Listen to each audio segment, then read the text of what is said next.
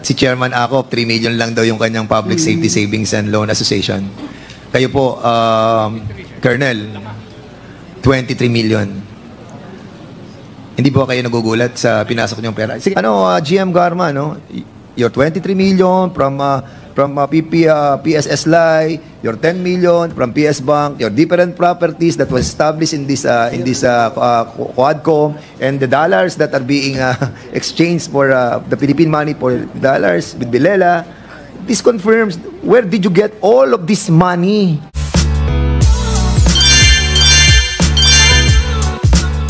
Meron po ba kayong kasi hindi ko natanong to kanina, I missed it no? Doon po sa PSS Lai, sa Public Safety Savings and Loan Association, meron po ba kayong 23 million na cash deposit doon noong 2020 and 2021? Yes, Mr. Chair. May deposit po ako. 23 million na nakadeposit sa'yo doon? Yes, Mr. Chair. Or more than that? No, it's not more than, Mr. Chair, kasi meron na akong dati. So, saan ang galing yung pera? Na dinedeposit ko na nakadeduct po. Saan galing po yung perang 23 million? May binenta po ako na galing po sa mother ko when she died, Mr. Chair. Ano pong property yun, Madam GM? Yung pong 5 sets na jewelry niya po na napundar niya for 15 years. Okay, kasama po ba sa SALN to, itong pinasok niyo rito? No, Mr. Chair, kasi po gratuitous, it was only turned over to me nung later part na lang po. Nakakagulat naman po, no? 2020 saka 2021 yung pinasok ng 23 million. At, 3 million ka po. Si Chairman Acop, 3 million lang daw yung kanyang Public Safety Savings and Loan Association. Kayo po, Colonel, 23 million. Hindi po kayo nagugulat sa pinasok niyong pera? Sige, Chairman. Is that your capital contribution for Peace Life? Mr. Chair, it was kasi later lang. Hindi, yes po, sagutin yes. mo ako. Yes, Mr. Chair. May limit wala bang limit yung capital contribution for Peace Life, just like AFS Life? Can I explain, Mr. Chair? Tinatanong nga kita Yes, Mr. Chair. During that time, parang inopen kasi. So, sabi ko, okay, ilipat ko na lang yung pera. Better, kasi tumutubo po. Hindi ba, I do not know the members of Peace Life here. Ang pagbibigay ng capital contribution is for a member, 75,000 every 3 months. Pag hindi member, yung kamag-anak mo is mas maliit kaysa 75. Nagtataka ako, bakit ikaw umabot ng 23 million? Isang bigay yun? Hindi po isang bigay, Mr. Chair. And how many tranches did you contribute that to your capital contribution sa Peace Life? I did it twice and paglipat din ng mga income ng other. Mr. Chair, that's unbelievable. Kaya nga medyo nagtataka lang ako. Okay. Dalawang bigay yung 23 million doon sa PSS Lai noong 2020 saka 2021. So, hindi ba to 23 million ng 2020 saka 23 million ng 2021? Are you sure? Yes, hindi po ganun. So, total na to nung 2020 at ang 2021? Accumulate, yes po, total na po lahat. Total tong 23 million. So, we will be asking General Managuelot as well, the President of the PSS Lai, para makita po natin yung amount kung nagsasabi po kayo ng totoo. You remember nung August 18, 2024, when we started the investigation of the Davao Colony incident, wherein Superintendent Padilla was here, and nag-start na po yung mention about you and Commissioner Leonardo. Do you remember, meron ka bang bangko sa PS Bank sa Mandaluyong? Yes or no? Yes, Mr. Chair. Did you withdraw 15 million during that time? No, it's not 15 million, Mr. Chair. Magkano withdraw mo? 20? No, Mr. Chair, 10, Mr. Chair. 10 million yes. Ang withdraw mo. Okay. Where did you get that that amount of 10 million? Savings ko po yun. Savings din also? Yes po. Ang dami mo naman savings sa GM Garma. Meron ka ng savings sa PPS Lai, may mga properties ka pa. At you remember your houses sa Cebu? You have 3 houses sa Cebu? No, Mr. Chair. Wala kang bahay doon?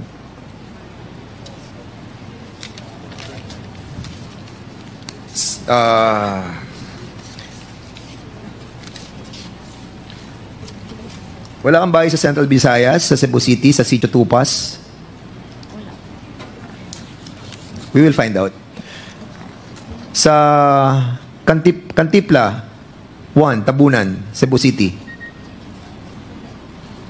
Cantipla, Kantipla. Was that the, Mr. Chair, na... your house. Ilang beses ka nakita dito? Nagpunta po ako, Mr. Chair, pero... Correct. it's not- Cebu City, sa may Transcestal Highway, Cebu City. Wala din po, Mr. Chair. So yung sa Tabunan ay sa iyo na bahay. Can I make an explanation, Mr. Hindi, Chair? sabihin mo lang muna sa akin. Opo, opo. Yes, bahay mo yun. Yan, no. How much did you buy for this property? I did not buy it, Mr. Chair. Kaninong bahay ito? Actually, there was an old house. And during that time, when I was the city director, Mr. Chair, Paano naging sa iyo kung hindi mo binili? I will explain. Sige, go ahead. If you will allow me, Mr. Chair. Yes. I will just get my notes. Okay. During that time, Mr. Chair, nag-establish kami ng detachment. Kasi daanan po kasi yan ng mga mag-exit from Cebu City. Ginagawang exit po yan going to the province. Yun po yung kasagsagan po na maraming mga incidents po ng mga patayan or something. So I want to secure the boundary para hindi makalabas. Madali pong i-confine yung lugar kung sakali. So nag-establish kami ng detachment po doon. And nakita ko po, may area doon na inalaw naman kami to establish, and there's an old house. Okay. So kinuha mo yung property yun? Can I explain further? Yes. What you're trying to tell us that naglagay kayo ng detachment, just like in Hilltop, na naglagay ka rin ng detachment, na ginastos mo ng almost 1 million, pero yung bahay mo nandun sa may taas. Is that correct, di ba? Ganun ang sitwasyon mo eh. Yung detachment nasa ibaba para mabantayan yung bahay sa taas. Yun yung sa Hilltop. Yung dito sa Cebu, Hilltop. meron din kayong detachment and then meron din property. I'm referring to only one area, Mr. Chair. Okay. It's not a... So isang only, detachment lang to na pinag-uusapan natin. Yes, Mr. Chair. And during that time po, marami po mga officers na nagpatayo din ng property nila doon. If you will allow me to mention, gumaya lang po ako, Mr. Chair. O, sige, Ang sino? usapan lang naman doon is, bawal magputol ng puno, magtanim ka na magtanim, alagaan mo yung lugar. So, sino yung mga sinasabi mo mga officers So, na there's meron a din? 4-story house doon owned by General Medina. May bungalow po doon sina Sir Sinas, kina General Delvo, General Lee po, may container van, sina Sir Minong, Pem Solante, may house po and cockpit arena po doon. Meron din pong foundation lang po na hindi natapos, owned by 2 generals and other police officers po. Can you submit that copy of those personalities that you have mentioned? Yes, Mr. Chair. I want to see all those personalities that you have mentioned to us. Okay. Si Chuck Barondog, meron ding bahay doon? Chuck. Colonel, meron ka rin bahay doon sa Hilltop? Thank you, ma'am. Sir, Meron ka rin bahay? Yes or no? no, sir. Wala kang bahay doon? Kayo ni Ibon? No, sir. Sa Hilltop? In Cantipla, sir, no, sir. Speak louder. Sir, no, negative, sir. Wala kang bahay doon, ha? Wala, sir. Grialdo, Hector. Asa si Hector Grialdo?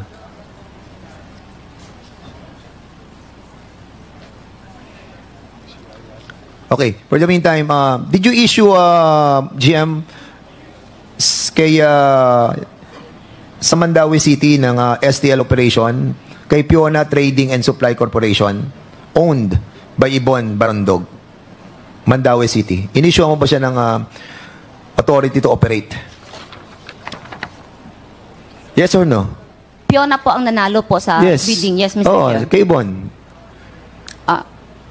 Nasa Kasi- record naman po. Oo, nasa record talaga na in-issue mo na asawa ni General Barondog, si Ibon Barondog, na siyang first nominee ng STL Party List. At siya rin ang presidente ng STL Foundation na binigyan mo ng 2 milyon out of the PCSO fund para sa Mandaue City. Di ba? On the record, Mr. Chair. Okay, on the record. May I reiterate my request, Mr. Chairman, lastly, para po ipatawag si Igel Awakay appointed as a permanent position na Technical B Assistant appointed by GM Garma doon po sa PCSO kasi siya po nag-aayos ng mga feasibility study ng STL na pinapasok Ayos? ng grupo nila GM Garma. And as a matter of fact, Mr. Chairman, and I still believe that the operation of STL in the whole country is still being controlled by GM Garma with these people her people na appointed in the PCSO. For the meantime, Mr. Chairman, yun po muna and I yield back my time. Sige, salamat Congressman Fernandez. Mr. Chair, can I make Sige, is make a that related sa yes, sinabi Mr. ni Chair. Congressman? Yes, sige. Yes, Mr. Chair. There is a process po sa pag-ano po ng STL. From the start parang po ng processing, paghulog and everything, naka-video po lahat yan. Pag binuksan po din namin yung Dropbox, naka-video din po yan at may 3 susi na may hawak po Office of the Chair, the core group, na umuupo po sa core group, which is the STL core group. STL core group, which is the manager ng gaming po. And 3 susi po yan, Mr. Chair. Pag binubuksan din po yan at in-evaluate, meron pong representative lahat ng Board of Directors. At ang ginagawa po yan, ini-scrutinize isa-isa po yan. At naka-record po yan. At ang nag-preside po sa processing na yan po ay ang Assistant General Manager for Gaming. Hindi po ako umuupo dyan. I only come in kung nahihirapan sila, like may conflict, and I will just give guidance and I leave them immediately. Pagkatapos po ng evaluation, Mr. Chair, ay ini-endorse namin sa board yan kung sino yung mga pumasa at hindi pumasa. Usually yung pumasa lang. Nagkakaroon po ng resolution Mr. ang core Chairman, group. point of order. I'm just explaining, Mr. point Chair. of And then, What is the point of order? Are we discussing the guidelines in how to approve an STL franchise, or are we discussing EJK Pogo? I'm sorry, I'm a little bit lost, Mr. Chairman. Thank you for calling the attention of the chair, DS JJ Suarez.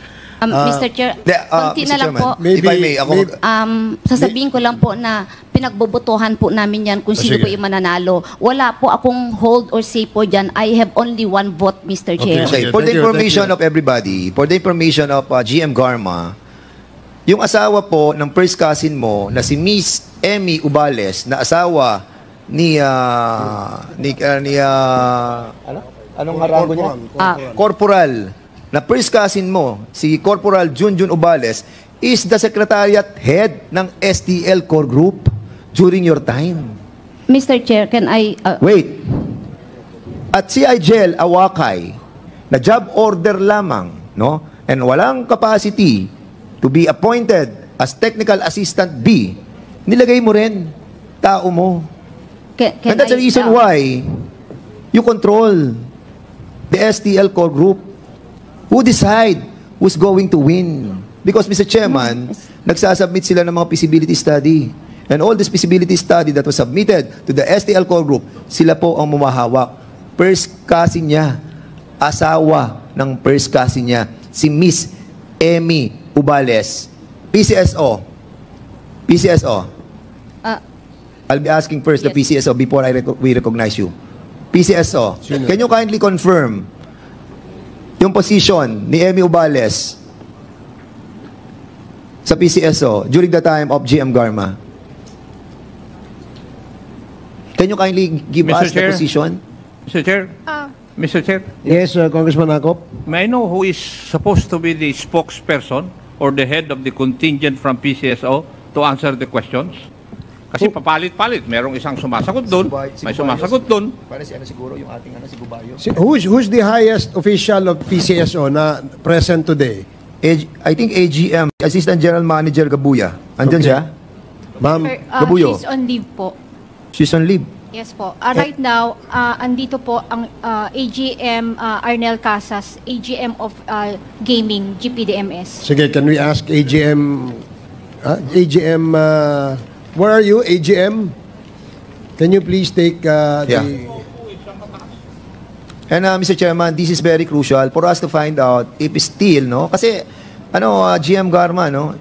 Your 23 million from from PSS Lie, your 10 million from PS Bank, your different properties that was established in this Quadcom, and the dollars that are being exchanged for the Philippine money for dollars with Bilela.